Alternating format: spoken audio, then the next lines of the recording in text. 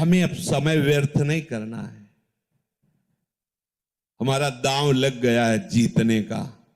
अब हम इस माया पर विजय प्राप्त करेंगे, पर उसके लिए हमें दृढ़ निश्चय करना होगा। गोस्वामी श्री तुलसीदास जी विनय पत्रिका में कहते हैं कि यदि आपने अभी निश्चय नहीं किया, आगे के लिए टाल दिया, तो आप कभी निश्चय नहीं कर पाएंगे। ये भी बात समझ लो।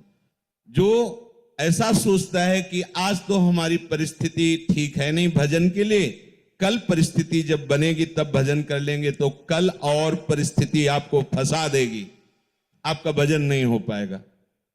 ये प्रत्यक्ष में देखी हुई सब बातें हैं। आज आपको निश्चय करना होगा, अभी निश्चय करना होगा। निश्चय करो, अब तक जो समय हमारा व्यर्थ गया गया। अब मैं मोह ममता में, भोगों के राग में अब समय व्यर्थ नहीं जाने देंगे। अब तक जितनी आयु गई गई, अब हम मुझे पश्चाताप नहीं करना। कल किसी ने एकांतिक में वहां प्रश्न किया था कि हमारा बहुत सा जीवन व्यर्थ चला गया, मुझे लगता है कि अब मुझे भगवत प्राप्ति नहीं हो पाएगी, क्योंकि पूर्वाभ्यास विषयों का है, बहुत सा जीवन विषयों में चला गया, अब मेरा कल्याण कैसे हो सकता है। बस यही स्वीकार कर लो, अगर एक श्वास बची है तो एक श्वास में भगवत प्राप्ति हो जाएगी, एक श्वास में भगवत प्राप्ति हो जाएगी। क्या अब जितनी श्वासें बची हैं वो केवल प्रियालाल के लिए, बस राधा राधा राधा। तो हमारा वर्तमान में जो श्वास चल रही है, इसमें हमने नाम लिया, और अभी श्वास पूरी हो जाए तो हम श्री जी के पास पहुंच जाएंगे। हमें घबराना नहीं है, हमें निश्चय करना है कि अब तक जो व्यर्थ आयु गई, समय गया गया, अब नहीं जाने देंगे। अब लो नशानी अब ना नशे, अब नहीं। क्यों? क्योंकि प्रभु की कृपा से ये अविद्या की रात्रि, मोह की रात्रि अब खत्म हो गई है।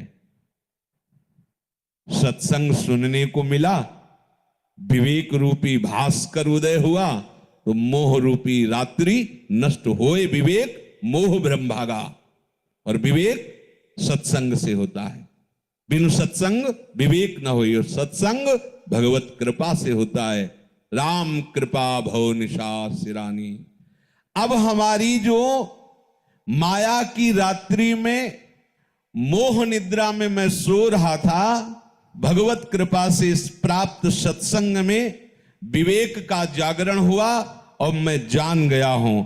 अब पुनः बिस्तर नहीं लगाऊंगा, अब मोह में नहीं सोऊंगा, अब किसी भोग को सुख बुद्धि से भोगूंगा नहीं, अब किसी से राग द्वेष नहीं करूंगा, अब एक क्षण भी भजन के बिना व्यर्थ नहीं जाने दूंगा। अब लो नशानी अब ना नशई हो। बोले आपको ये सामर्थ्य कहां से प्राप्त हो गई? तो कह रहे पाए नाम चारु चिंतामणि, उर करते न खसई हो। आहा, जो चाहो प्राप्त कर सकते हो, प्रभु को अधीन कर सकते हो इस नाम से। सुमेरी पवन सुत पावन नामू, अपने बस करी राखे रामू। आहा, समझ में नहीं आ रहा, यही भगवान की प्रबल माया है। ऐसा महामहिम नाम जो स्वयं श्री हरि अपनी जिह्वा से निरंतर रटते रहते हैं। राधा राधा राधा हरि रसना, राधा राधा रट। जो राधा राधा बोलता है, अनंत जन्मों के जितने भी शुभ अशुभ कर्म बांधने वाले प्रभु उन सबको नष्ट कर देते हैं, आगे लिखते ही नहीं है। ऐसे समर्थ नाम को प्राप्त करके भी आप यदि क्लेशित है, दुखी है, अशांत है, राग द्वेष जनित उससे जल रहे हैं, तो आप समझो कि आपका अभाग्य ही उदय हुआ है। ये जो नाम रूपी चिंतामणि मिली बहुत स्वादिष्ट है। राधा नाम सुधा रसम रसी तुम, अमृत रस झरता रहता है, राधा राधा राधा। पर अभी हमारी जिह्वा विषयों का स्वाद लेती रहे, इसलिए राधा नाम का स्वाद नहीं मिल रहा। रटते रहिए तो राधा नाम सुधा रसम का स्वाद मिल जाएगा, फिर ये छूटेगा ही नहीं। राधा राधा राधा वल्लभ, राधा वल्लभ, ये विस्मरण ना हो, सब ठीक हो जाएगा, सब ठीक हो जाएगा। मान लीजिए आप, और आप सोचे कि मैं अपने संकल्प से रोक दूं, तो इतना बड़ा आप में अभी सामर्थ्य नहीं आई कि संकल्प से विषय आकर्षण को रोक दो। रसबल छूटे जो विषय, तब ही तो सुख होए। जब नाम रस आ जाएगा, राधा नाम सुधा रसम, ये सब आपको ऐसे बमनवत दिखाई देने लगेगा। राधा राधा, मन खुद घृणा कर लेगा विषयों से। पायो नाम चारु चिंतामणि, उर करते न खसई हो। इस पर ध्यान दीजिए, यदि नाम नहीं चल रहा है तो ये मन तुरंत ऐसे जाल रचेगा कि आपका पतन करवा देगा, पक्का। इसीलिए कहा हनुमंत विपत्ति प्रभु सोई, जब तो सुमिरन भजन न होई। जब सुमिरन भजन नहीं हो रहा तो विपत्ति है क्या, कि ये माया का कोई न कोई जाल हमको आकर्षित करके फंसा लेगा। हानि हरिवंश के नाम अंतर परे, लाभ हरिवंश उच्चरत बानी।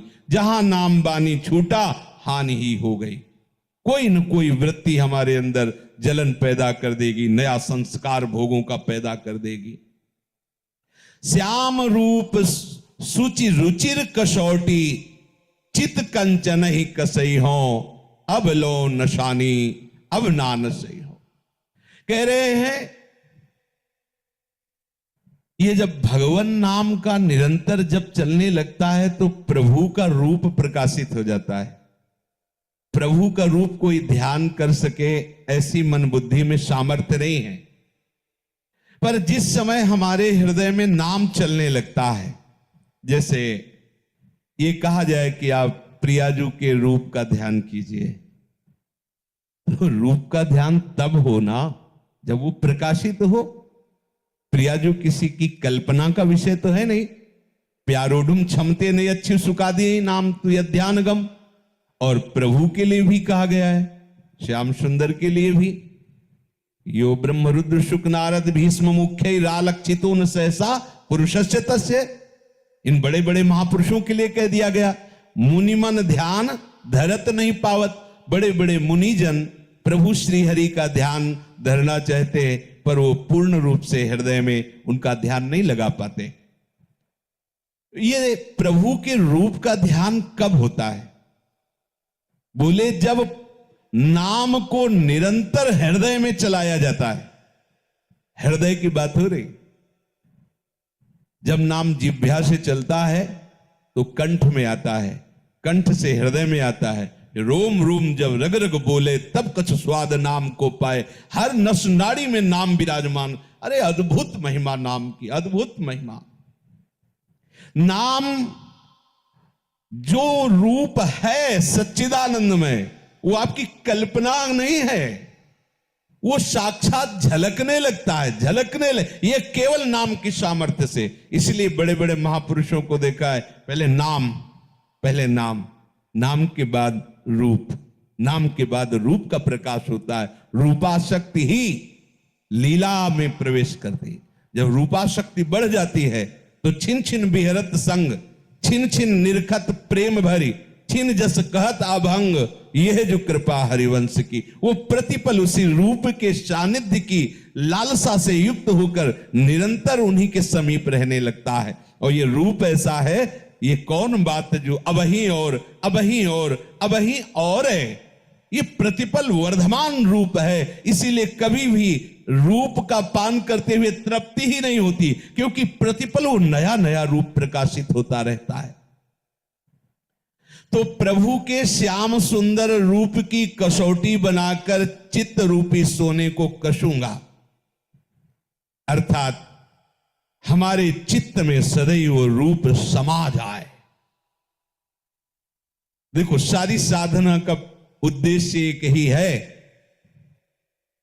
चित्त की एक एक वृत्ति भगवदाकार हो जाए। जब योगी लोग योग साधना में तत्पर होते हैं तो चित्त वृत्ति का निरोध करके समाधि में स्थित होते हैं। भक्तजन प्रभु के नाम गुणगान के बल पर अपने चित्त की एक एक वृत्ति का भगवदाकार स्वरूप प्रकाशित कर देते हैं। मुरारी पादार्पित चित्त वृत्ति, एक एक वृत्ति भगवदाकार। समझिए हमारी उपासना का स्वरूप क्या है। हम तभी मानेंगे कि ये खरा सोना है जब कसौटी पर कस लिया जाता है, तो हमारे चित्त का परिवर्तन हो गया है। इसकी कसौटी क्या है? हमारे आराध्य देव का रूप हमारे चित्त में समा जाए। श्याम रूप सुचि रुचिर कसौटी